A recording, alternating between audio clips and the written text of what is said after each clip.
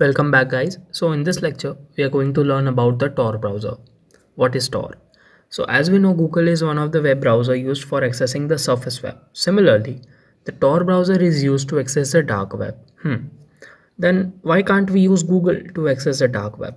Because the Tor browser anonymizes the web traffic using the Tor network, making it super safe and easy to protect your identity online.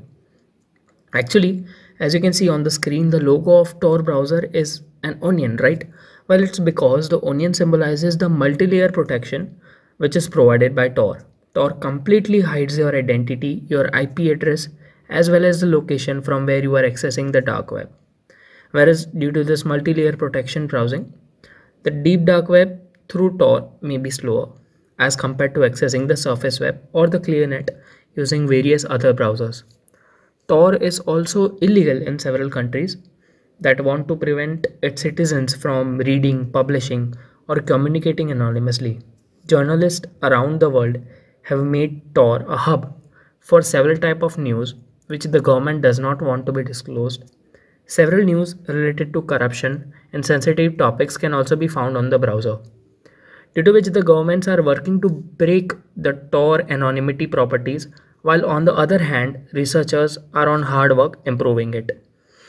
Tor browser is also available for Android and iOS.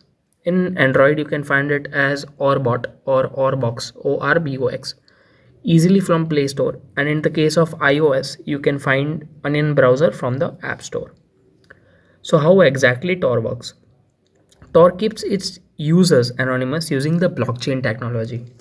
Blockchain technology is also used in transfer of digital currencies like bitcoins to make transactions untraceable. So as you can see in the diagram, let's say Alice is trying to open the Tor browser. So first of all, Alice device gets the dictionary or directory of all the available Tor nodes from a server, right? So Tor officially has no devices or servers, but several volunteers all around the world have provided their device as Tor servers, which helps Tor create more protection walls as it improves the browsing speed. So after Alice device gets the list of all available Tor nodes, the Tor client picks a random path to the design server, and at the end of each node, the signal is encrypted. As you can see in the diagram, the green lines are the encrypted lines, wherever the red lines are not encrypted. So the Tor client of Alice picks a random path through Tor nodes, encrypts each signal at the junction, and finally reaches the desired server, that is in this case Bob. Again, when Alice visits another site or requests any kind of service, the Tor client will again pick a random path through the Tor nodes, encrypt each signal at each node, and then reaches the desired server, which is in this case Jane.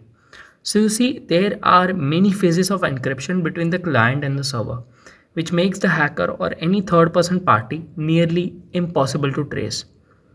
Thank you. That's it for this lecture. Hope you learned about how the Tor browser works.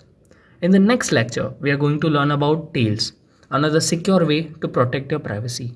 Thank you very much. See you there.